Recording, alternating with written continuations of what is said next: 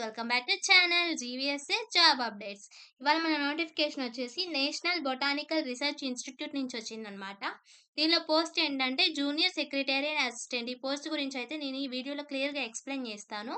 అలాగే వీడియోలోకి వెళ్ళే ముందు మన ఛానల్ని ఇంతవరకు ఎవరైతే సబ్స్క్రైబ్ చేసుకోలేదో ప్లీజ్ సబ్స్క్రైబ్ చేసుకోండి. అలాగే వీడియోని లైక్ చేయండి, మీ ఫ్రెండ్స్కి కూడా షేర్ చేయండి.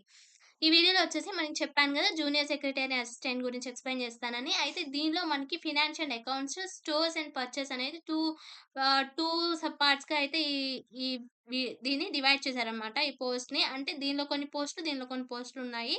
ఫస్ట్ మనకైతే ఫినాన్స్ అండ్ అకౌంట్స్‌లో ఎన్ని పోస్టులున్నాయంటే నంబర్ ఆఫ్ పోస్ట్స్ వచ్చేసి ఒకటైతే ఉంది. అది ఓబీసీ వాళ్ళకుందనమాట. వాళ్ళ యొక్క ఏజ్ లిమిట్ ఎంత అంటే 31 ఇయర్స్. 31 ఇయర్స్ అంటే 18 ఇయర్స్ నుంచి 31 ఇయర్స్ లోపు ఎవరైతే ఉన్నారో వాళ్ళందరూ ఎలిజిబులే. వాళ్ళదైతే అప్లై చేసుకోవచ్చు. అండ్ సాలరీ గురించొస్తే లెవెల్ 2 ప్రకారం పే చేస్తారు. అంటే 19,000 నుంచి 63,000 వరకైతే ఉంటుంది. మనకి టోటల్ ఇక్కడ 41,000 పర్ మంత్ అయితే వస్తుంది అని చెప్పి వాళ్ళు నోటిఫికేషన్‌లో అయితే ఇచ్చారనమాట.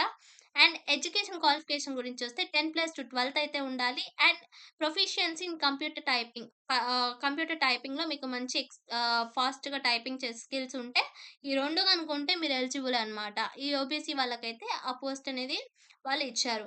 అండ్ నెక్స్ట్ ఈ పోస్ట్ ఈ జూనియర్ సెక్రటరీ అసిస్టెంట్‌లోనే మనకి స్టోర్స్ అండ్ పర్చేస్‌లో మనకైతే ఈ పోస్ట్ అనేది 2 పోస్టులయితే ఉన్నాయి. ఒకటొచ్చేసి అన్‌రిజర్వ్డ్ వాళ్ళకి, ఇంకోటొచ్చేసి ఎస్ఎస్‌సి వాళ్ళకనమాట. ఈ అన్‌రిజర్వ్డ్ వాళ్ళకి ఏజ్ లిమిట్ వచ్చేసి 28 ఇయర్స్ లోపైతే ఉండాలి. ఆ 20 ఇయర్స్ అంటే 18-28 ఇయర్స్ లోపు వాళ్ళైతే అప్లై చేసుకోవచ్చు.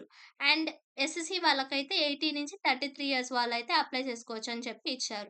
దీనికి కూడా లెవెల్ 2 ప్రకారం అయితే పే చేస్తారు. అంటే 19,000-63,000 వరకైతే ఉంటుంది. వీళ్ళకి కూడా మంత్లీ 41,000 అయితే వస్తుంది అని చెప్పి ఇచ్చారు.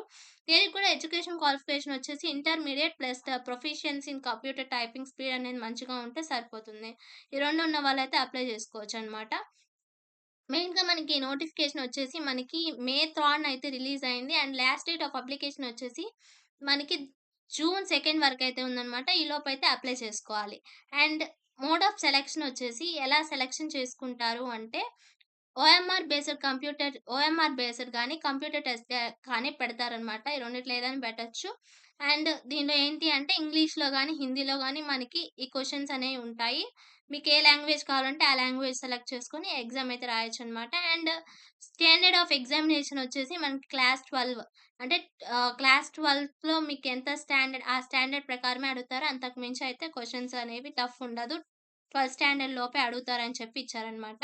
And total number of questions వచ్చేసి మనకి 200 క్వెషన్స్ ఉంటాయి. టైమ్ వచ్చేసి 2 అవర్స్ 30 మినిట్స్ అయితే ఉంటుందనమాట.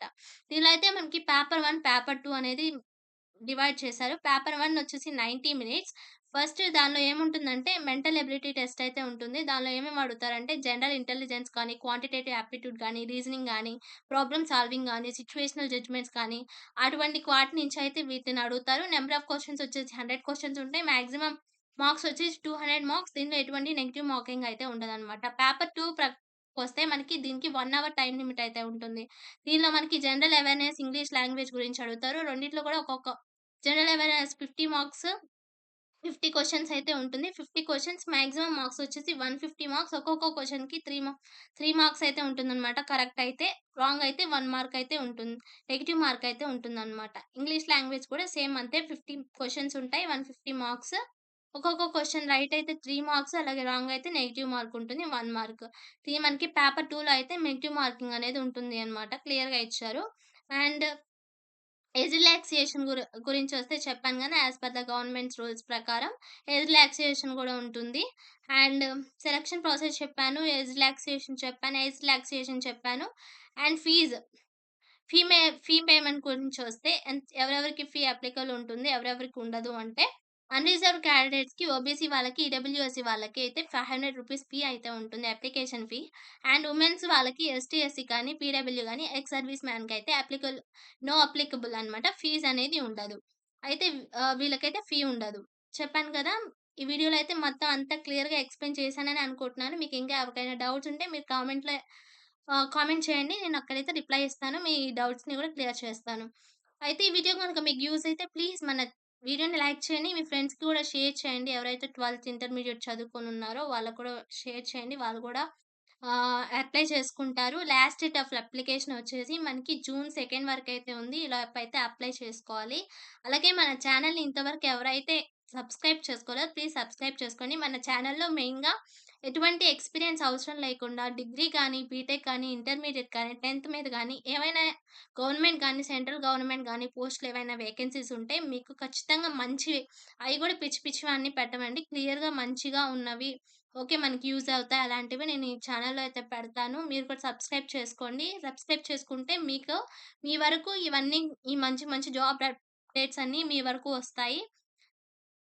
అలాగే నోటిఫికేషన్‌ని గూడా ఆన్ చేసుకోండి. మేము వీడియో పెట్టినప్పుడల్లా మీకు ఈ నోటిఫికేషన్ ద్వారా మొత్తం మీ దగ్గరకొస్తాయి గాబట్టి మన ఛానెల్‌ని సబ్స్క్రైబ్ చేసుకోండి.